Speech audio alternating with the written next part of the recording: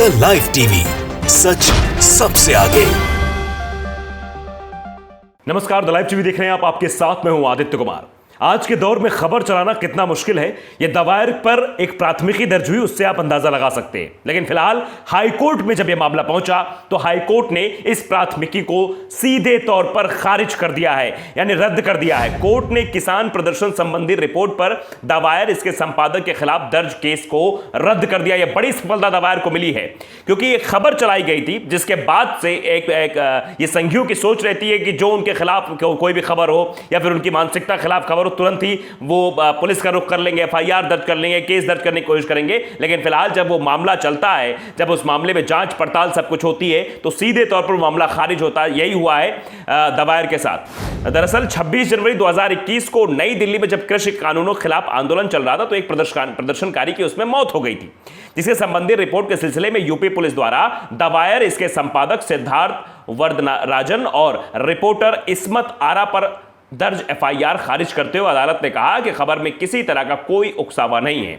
तो उकसावे को लेकर एक खबर पर प्राथमिकी दर्ज की गई थी, यानी एफआईआर दर्ज कराई गई थी उत्तर प्रदेश पुलिस में, और यह कहा गया था कि कार्रवाई इस पर होनी चाहिए। जब लेकिन मामला यह चला तो मामला जब निकल कर सामने आया तो पता चला कि ये कुछ है ही नहीं है, इस खबर में ऐसा कुछ नहीं है जिससे जो है गलत खबर दिखाई गई हो। और सीधे तौर पर इलाहाबाद हाईकोर्ट ने इस प्राथमिकी को, यानी इस एफआईआर को खारिज कर दिया है, रद्द कर दिया है। इलाहाबाद हाईकोर्ट ने दवायर, इसके संपादक सिद्धार्थ वरदराजन और रिपोर्टर इस्मत आरा खिलाफ पिछले 26 जनवरी 2021 को नई दिल्ली में कृषि कानूनों के खिलाफ आंदोलन कर रहे एक प्रदर्शनकारी की मौत की रिपोर्ट के संबंध में उत्तर प्रदेश पुलिस द्वारा दर्ज की गई एफआईआर को सीधे तौर पर खारिज कर दिया है। लाइव लॉ की तरफ से बताया गया कि अदालत ने कहा कि इस रिपोर्ट में केवल पीड़ित परिवार के कथन शामिल थे और ऐसी कोई सामग्री नहीं थी जिससे उकसावा हो।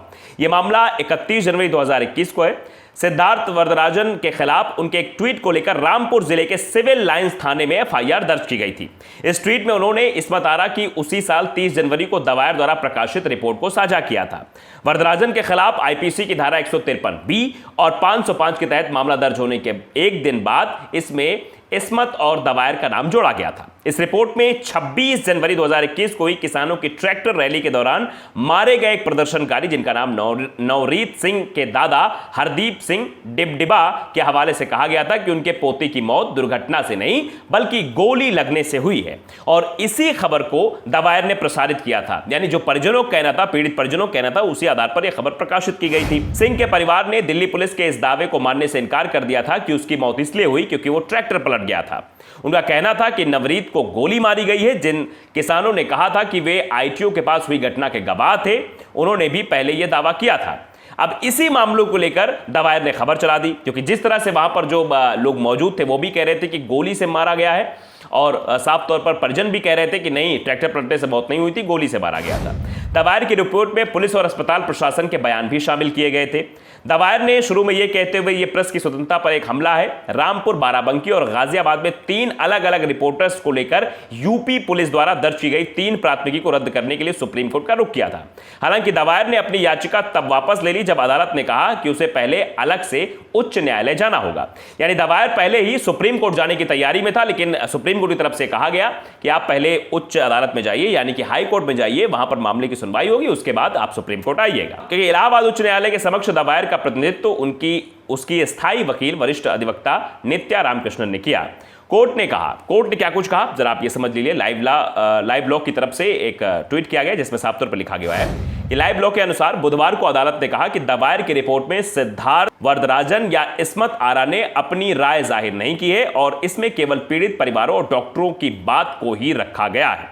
जस्टिस अश्विनी कुमार मिश्रा और जस्टिस रजनीश कुमार की खंडपीठ ने कहा कि याचिकाकर्ताओं द्वारा किए गए प्रकाशन के अध्ययन से संकेत मिलता है कि इसमें घटना के तथ्य का उल्लेख किया गया है। उसके बाद घटना के संबंध में परिवार सदस्यों के बयान और डॉक्टरों द्वारा कही गई कथित जानकारी, यूपी पुलिस के इससे इंकार और उस दिन क्या हुआ था, यह सब दर्ज है।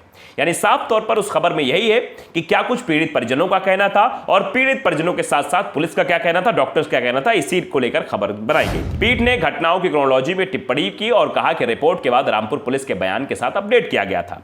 पीठ ने भी कहा कि रिपोर्ट का प्रकाशन 30 जनवरी की सुबह 10:08 पर हुआ और इसी दिन शाम 4:39 पर पुलिस ने 3 डॉक्टरों द्वारा स्पष्टीकरण जारी किया, जिसे कुछ मिनटों बाद यानी 4:46 पर याचिकाकर्ताओं द्वारा प्रकाशित किया गया था। रामपुर पुलिस का कहना था कि ट्वीट जनता को उकसाने, दंगा फैलाने और मेडिकल अधिकारियों की छवि खराब करने वाले थे। अदालत ने इस बाबत पर भी टिप्पणी की है। अदालत ने कहा कि उक्त खबर यह नहीं बताती कि याचिकाकर्ताओं ने कोई राय व्यक्त की है जिससे कोई नतीजा निकला, इसलिए अदालत को याचिकाकर्ताओं की ओर से कोई राय या दावा नहीं मिलता है जो लोगों को उकसा रहा हो या भड़का रहा हो। इस अदालत के सामने यह बताने के लिए कुछ ऐसा पेश नहीं किया गया याचिकाकर्ताओं की खबर ट्वीट के प्रकाशन के कारण कहीं अशांति या दंगा हुआ जिसका सार्वजनिक व्यवस्था पर कोई असर पड़ सकता था। ऐसा कुछ नहीं था। साफ तौर पर कोर्ट ने कह दिया कि ये जो बेफिजूल की धाराएं लगाई गई हैं, इन सब से उस खबर का कोई भी मतलब नहीं है। तो संघियों की एक सोच पर तमाचा पड़ा है। जिस तरीके से प्राथमिकी को रद्द किया गया है और जिस तरह से साफ कह दिया गया है कि नहीं, उस खबर में ऐसा कुछ भी नहीं था। कोर्ट ने साफ तौर पर कह दिया। पहले तैयारी थी कि सुप्रीम कोर्ट जाना है, लेकिन सुप्रीम कोर्ट में यह याचिका दाखिल की जा रही थी कि प्रेस की स्वतंत्रता पर सवाल खड़े हो रहे हैं कि आजकल पत्रकार जो है कुछ सच दिखा भी नहीं सकते, कुछ बोल भी नहीं सकते हैं। इसको लेकर इस तरह की बातें सुप्रीम कोर्ट में कही थी। सुप्रीम कोर्ट ने सीधे तौर पर कहा था कि आप पहले इलाहाबाद कोर्ट जाइए, मतलब हाई कोर्ट जाइए, हाई कोर्ट में इस बात की अपील करिए, उसके बाद अगर वहां नहीं होता तो हम यहां आइएगा।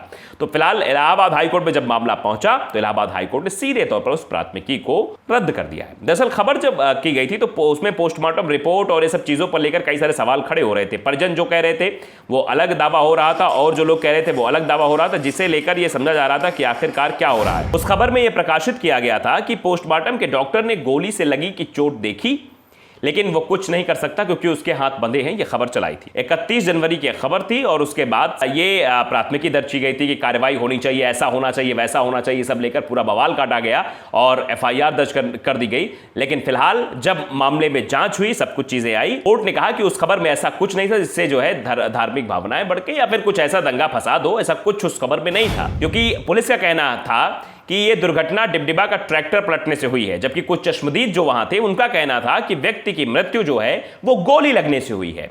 द वायर ने 30 जनवरी को खबर प्रकाशित की थी जिसका शीर्षक था पोस्टमार्टम के डॉक्टर ने गोली से लगी की चोट देखी लेकिन वो कुछ नहीं कर सकता क्योंकि उसके हाथ बंधे हैं। यह खबर वरदराजन द्वारा 30 जनवरी 2021 को प्रकाशित की गई। उसके अगले दिन यानी 31 जनवरी को संजू तुरैया नामक एक व्यक्ति ने शिकायत पर प्राथमिकी दर्ज करा दी। प्राथमिकी में आरोप है कि वरदराजन ने ट्वीट के जरिए लोगों को भड़काने, दंगा फैलाने, चिकित्सा अधिकारियों की छवि खराब करने और कानून व्यवस्था गड़बड़ करने की कोशिश की है, ये आरोप लगाया गया, जबकि आरोप सिरे से खारिज कर दिया गया। अजीत अंजुम ने भी इस खबर पर ट्वीट करते हुए कहा है कि बधाई हो, द वायर के संपादक को बधाई दी है और इस्मत आरा को बधाई दी है जो जिनकी रिपोर्ट थी ये, और लिखा है बधाई हो, आपको फंसाने की ऊपरी साजिश नाकाम हुई। यानी जो ऊपरी साजिश रची गई थी, जो परेशान करने की साजिश रची गई थी, पूरी तरीके से नाकाम हो गई है। आज सच सबके सामने आ गया है। उस प्राथमिकी में कोई दम नहीं था। साफ तौर पर कोर्ट ने कह दिया है कि यह फर्जी है, बेबुनियाद है, उसको खारिज कर दिया। तो द लाइव टीवी अगर आपने सब्सक्राइब नहीं किया, सब्सक्राइब जरूर करिए, बेल आइकन दबाइए ताकि सच खबरें आप तक पहुंचती रहे। नमस्कार। द लाइव टीवी, सच सबसे आगे।